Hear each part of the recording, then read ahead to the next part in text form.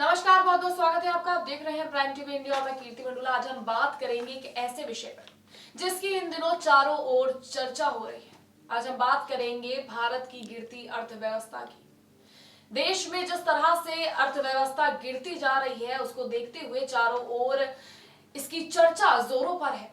देश मंदी के दौर से गुजर रहा है, लेकिन सवाल उठता है कि आखिर मंदी आई क्यों।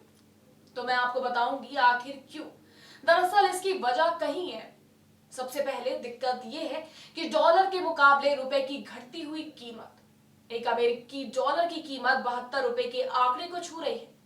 दूसरी ये कि मौजूदा समय में निर्यात में भारी गिरावट आई है, जिससे ये हुआ है कि विदेशी मुद्रा आ नहीं रही है। इसके अलावा अमेरिका और चीन के बीच जारी ट्रेड वॉर की वजह से भी दुनिया में आर्थिक मंदी का खतरा तेजी से बढ़ रहा है, जिसका असर भारत पर भी पड़ा है।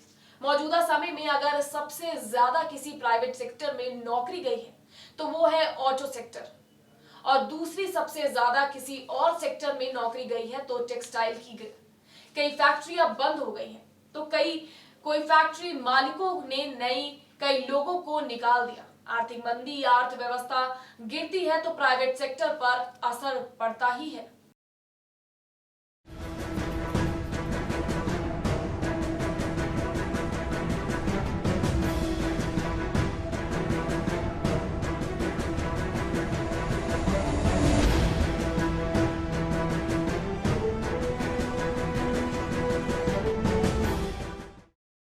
तो ये आपने जाना कि मंदी आ क्यों रही है और किस वजह से लोगों को मंदी का सामना करना पड़ रहा है। लेकिन क्या आप जानते हैं ये मंदी की जो मार लोग झेल रहे हैं उनके दिल पे क्या बीतता है और उनकी प्रतिक्रिया क्या आती है। जब हमारे संवाददाता ने एक युवक से अर्थव्यवस्था के बारे में पूछा तो वो केंद्र की मौजूदा सरकार की नीतियों से काफी खफा दिखा। जी हाँ, तो चलिए सुनाते हैं आपको क्या कुछ कहा इस युवक ने और कैसे सरकार की इस अर्थव्यवस्था को, बिगड़ती अर्थव्यवस्था को लेकर युवक क्या कुछ कह रहे हैं। आप भी जरा गौर करिए। पहले तो सीधे सीधे मैं भारत सरकार को इसके लिए दोषी कहूँगा कि अगर जो भारत सरकार अपनी नीतियों की जिसे कहा जाता है मतलब पारदर्शिता रखे तो कहीं ना कहीं दिखे कि विकास हो रहा है। लेकिन विकास कहाँ हो रहा है? सिर्फ क्या कागजों में हो रहा है या जो भारत सरकार द्वारा जो विज्ञापन जारी किए जाते हैं उसमें विकास हो रहा है? अगर जो विकास हो रहा है तो मैं कानपुर में खड़ा हूँ। कानपुर में 85% उद्योग बंद हो चुके हैं, मतलब जिसे कहा जाए ठप। भारत सरकार की GDP की रिपोर्ट आती है, उसमें अर्थव्यवस्था धड़ाम बताई जाती है। अब बताइए, दुर्भाग्य है कि 5 साल का अपना मोदी सरकार ने शासन पार किया। 2014 से 2019 के बाद फिर आए हैं पूर्ण बहुमत के साथ, लेकिन अगर जो काम किया तो कहाँ किया है? मतलब अगर जो विपक्ष आरोप लगाता है तो क्या वो आरोप सिद्ध हो रहे हैं?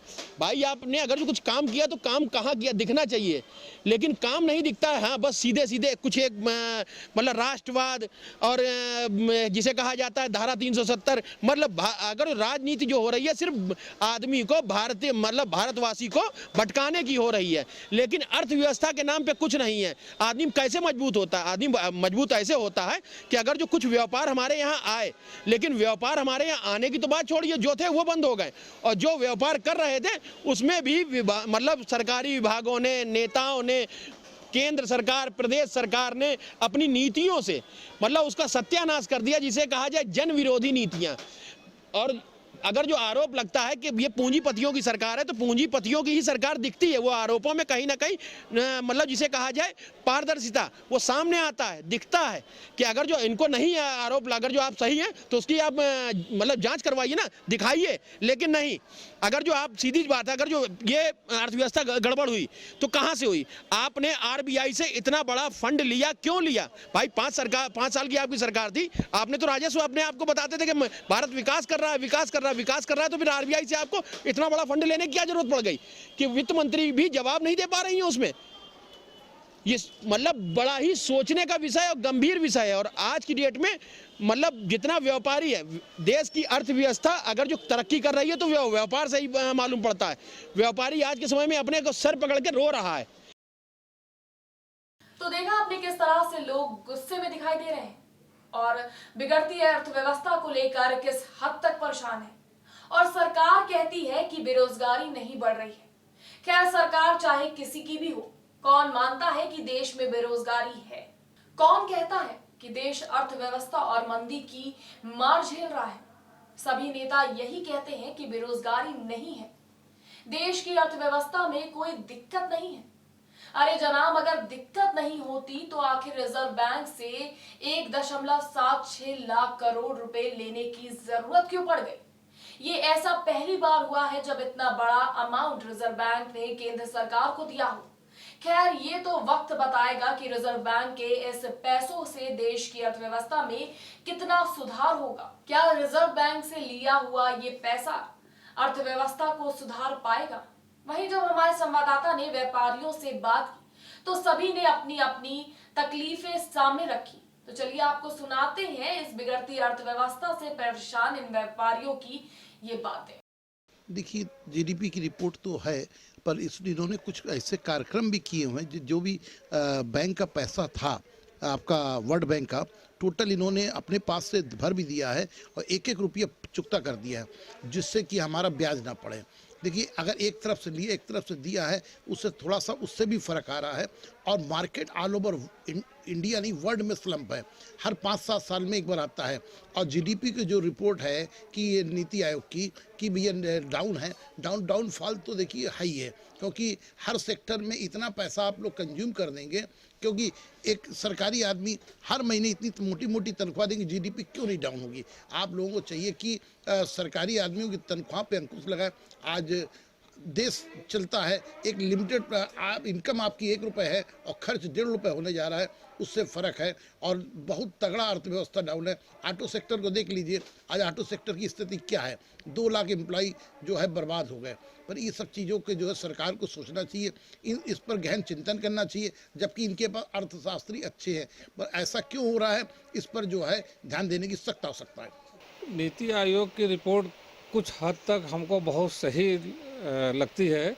उसकी वजह ये है कि गिरती हुई अर्थव्यवस्था का अंदाज़ा अब इसी से लगा सकते हैं कि आज जो हिंदुस्तान का जो रुपए का भाव है वो बांग्लादेश के रुपए से नीचे चला आया है। दूसरी बात ये कि सही अर्थव्यवस्था का आकलन जो है सरकार आंकड़े भी नहीं दे रही है। सरकार अगर सही उसको आंकड़े का आकलन कर दे तो उसमें कुछ सुधार पब्लिक सेक्टर में भी आ सकता है। बड़े से बड़ा उद्योग नीचे चलता चला जा रहा है। और आप एक मिसाल मैं आपको दूं कि अगर कोई बाप अपने बच्चे का गुल्लक तोड़ करके घर का खर्चा चलाने लगे तो आप ये समझ लीजिए कि उसके अपने हालात बद से बदतर हैं। और वही स्थिति आज हिंदुस्तान में पैदा हो गई है। भारत सरकार को रिजर्व बैंक से 176,000 करोड़ रुपया उधार लेना पड़ रहा है। तो इससे नीति आयोग की रिपोर्ट से भी अगर आप टैली करें तो लगभग वही स्थिति है, जो कारोबार एकदम डाउन हो गया 30 से 35%। और सरकार को इन आंकड़ों को छुपाना नहीं चाहिए, जो सच्चाई है, सत्यता है, उसको सामने लाना चाहिए। एक तरफ आपने अभी एक नया कानून ला दिया है कि बेरोजगारी का भी कोई आंकड़ा आप नहीं देंगे, नीति आयोग को भी ढकी छुपी रिपोर्ट आ रही है, इससे भला होने वाला नहीं है। निश्चित रूप से देश की अर्थव्यवस्था बिल्कुल गलत में जा रही है। प्रत्येक क्षेत्र, चाहे वो ऑटो सेक्टर हो, चाहे स्टील सेक्टर हो, चाहे सीमेंट सेक्टर हो, चाहे रियल इस्टेट सेक्टर हो, चाहे टेक्सटाइल सेक्टर हो, सब में 20, 25, 30, 40, 45% तक की गिरावट है। उसका रियलिटी है कि लाखों लोग बेरोजगारी पर जा रहे हैं, लाखों लोग रोजगार से निकाले जा रहे हैं। अगर ये स्थिति बनी रही तो अगले आने वाले 6 महीने में लगभग 3 करोड़ लोग रोजगार विहीन हो जाएंगे, और जो ऑलरेडी हैं। अभी जो मई में लोकसभा में पटल पर सांख्यिकी विभाग भारत सरकार ने रिपोर्ट रखी थी, उसमें कहा था 7.8% लोग इस समय बेरोजगार हैं देश में, यानी 9.5 करोड़ लोग इस समय देश में बेरोजगार थे। उस रिपोर्ट